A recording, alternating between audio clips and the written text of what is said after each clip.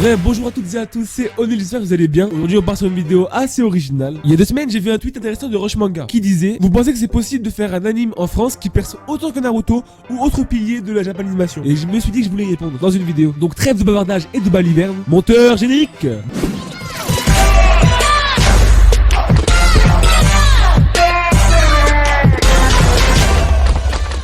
Bref, commençons par les bases. On va d'accord tout de suite. Les plus gros piliers de la Japanimation sont Naruto, One Piece, Dragon Ball. Ça sert à rien de me dire: mais je pensais pas ça de toi. Bref, sur ce point-là, on est assez d'accord. Puis viennent les autres, en fait, qui sont autant connus mais qui n'ont pas autant percé. Par le mot percé, je veux dire qu'ils tournent depuis 20 ans et que tout le monde entier connaît. Maintenant passons au sujet principal de la vidéo. Je vais essayer d'y répondre avec un maximum d'informations, avec mon avis et vos avis à vous, que j'ai vu sous le tweet. On va essayer d'y répondre point par point.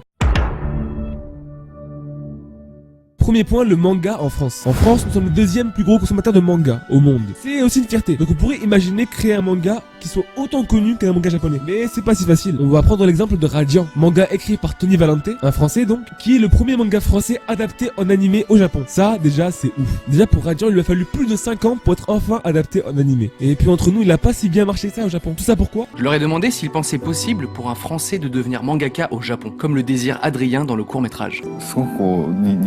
の感性に合わせた作品ばっかりなので、僕ですらやっぱこう流行ってる漫画にちょっとこうあまり乗っかれないという気持ちがあったりするので、その仮に日本で日本の漫画的なものを描いて売れようっていうのは、かなり研究が必要だとは思うんですよね。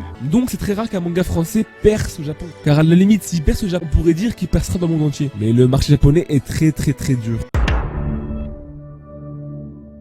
Deuxième point, les raisons. Pourquoi ça ne marche pas? Eh bien pour plusieurs raisons. Tout d'abord, je pense à mon avis qu'en France, il nous faut un magazine comme un Jump. Il nous faut un Shonen Jump, mais en France. Pour essayer de mettre en lumière les mangas inconnus du grand public. Parce que, on va pas se mentir, je connais plein de mangas français inconnus au bataillon. Il faut arrêter de se leurrer. Ça permettra tout d'abord de faire une petite pub aux mangas inconnus en France et à les mettre en lumière. Qui dit les mettre en lumière en France, dit les mettre en lumière dans le monde entier. Et donc au Japon. Puis, je ne sais pas si vous le savez, mais le nombre d'habitants au Japon est le double du nôtre. Ils sont 126,8 millions. Ce qui en fait un marché plus grand pour les mangas. Donc les ventes ne seront pas aussi conséquentes qu'à l'échelle du Japon.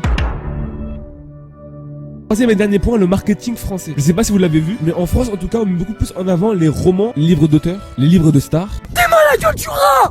Mais beaucoup moins les BD et les mangas. On verra jamais dans un média comme On n'est pas couché, Touche pas à mon poste, un mangaka français présenter son manga. C'est quasiment impossible. Et à mon avis, c'est ce qui bride un peu les ventes de mangas en France. Et ce qui je trouve beaucoup trop dommage. Car on aurait pu avoir tellement une meilleure image de ça. Mais malheureusement, les vieux de nos jours ne connaissent pas trop les mangas. Et pensent que ce sont juste des distractions primaires. Et je trouve ça bien dommage. Vous avez quand même introduit un truc d'une rare indigence et d'une médiocrité inouïe.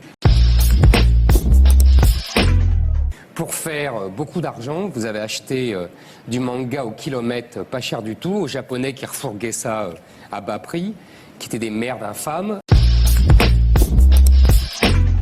Et avec 3 mots de vocabulaire, parce que les mangas c'est quand même ça, c'est 1, une violence incroyable, et 2, 3 mots de vocabulaire, c'est... Ça c'est quand même les dialogues. Nique ta mère!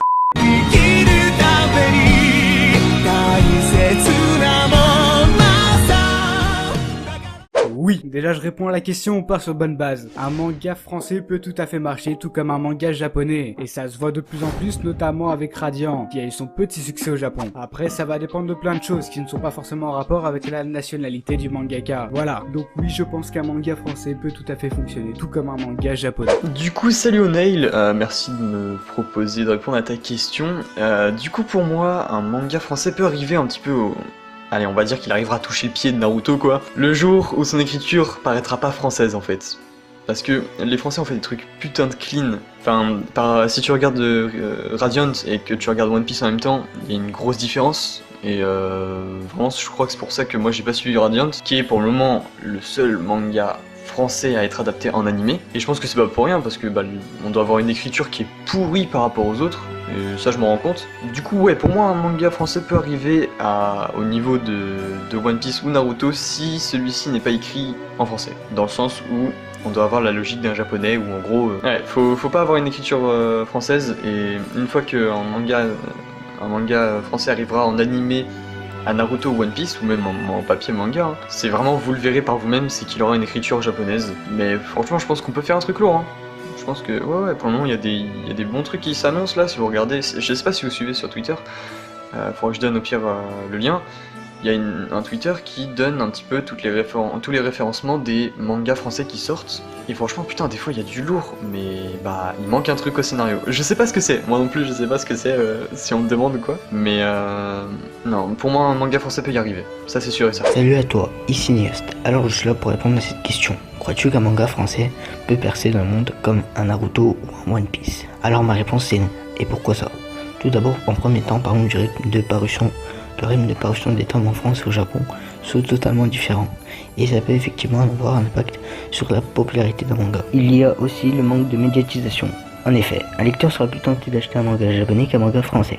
Car les mangas japonais sont plus médiatisés et célèbres que les mangas français, et il y a très peu de mangas français connus hormis Radiant et Dreamland. Aussi, il n'y a pas de magazine de prépublication en France. Du coup, pour découvrir de nouveaux mangas, c'est plus difficile qu'au Japon, où il y a des magazines de prépublication tels que le Weekly Shonen Jump. Bref, j'espère avoir répondu à cette question du mieux possible. Yo tout le monde, c'est Redister. Alors personnellement, je pense que oui et non. Voilà, abonnez-vous.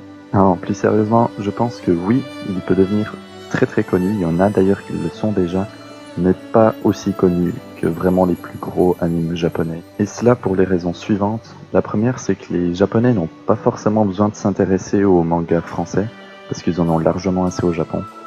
Et donc, même si un manga français est très connu en France, s'il n'est pas du tout ou très peu connu au Japon, il va jamais percer comme l'a fait Naruto ou One Piece. La deuxième raison à cela, c'est que tous les gros mangas ont leur adaptation en animé, ça les a même aidés à les faire connaître très largement. Et on le sait, les meilleurs studios d'animation sont tous ou presque japonais. Donc oui, c'est possible qu'un manga français se fasse aussi connaître que Naruto dans le monde entier, mais c'est vraiment très difficile. Sur ce, je vous dis à la prochaine et abonnez-vous à la chaîne de Nil TV. Salut à tous, ici le Phoenix. J'ai été gentiment invité sur la chaîne d'Onei TV pour parler manga. Et aujourd'hui, il m'a invité et contacté pour répondre à une question qui est la suivante. Crois-tu qu'un manga français peut percer dans le monde comme un Naruto ou un One Piece? Le deuxième point, c'est évidemment les maisons d'édition qui ne sont pas trop chauds à donner leur chance aux mangaka français.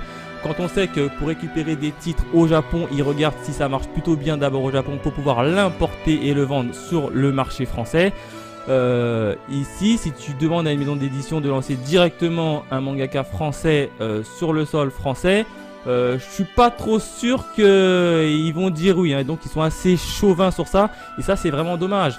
Après ça commence un peu à s'ouvrir avec différents concours du style le tremplin de Kyun par exemple, qui permet de mettre des mangakas français et étrangers à l'honneur et même d'avoir une chance de publier leurs titres sur le territoire français directement, et ça c'est plutôt pas mal. Voilà, c'était mon petit avis, j'attends vos petits avis dans les commentaires et je repasse le micro à Onei. Allez, bye. Donc est-ce qu'un manga français percera autant qu'un Naruto au Japon? Bah la réponse est non malheureusement. Tant que les mentalités en France n'auront pas changé et que les médias se bougent pas un peu le cul pour être à jour, on pourra pas espérer grand chose malheureusement. Ou alors c'est à nous, jeunes de nos jours, de changer les choses et de faire un pas en avant. Bref, c'est la fin de cette vidéo originale, j'espère qu'elle vous aura plu. J'ai mélangé mon avis personnel et les avis des gens qui ont répondu au tweet de Roche Manga. J'espère que la vidéo vous aura plu. Si c'est le cas, laissez un petit like, c'est toujours plaisir. Abonnez-vous à la chaîne si c'est pas encore fait. Suivez-moi sur Twitter, c'est important, c'est là que je suis le plus actif. Et sur ce, moi je vous dis ciao, c'est la prochaine, c'était Onei, peace. ボロボロになった文化教科書これ逃した自転車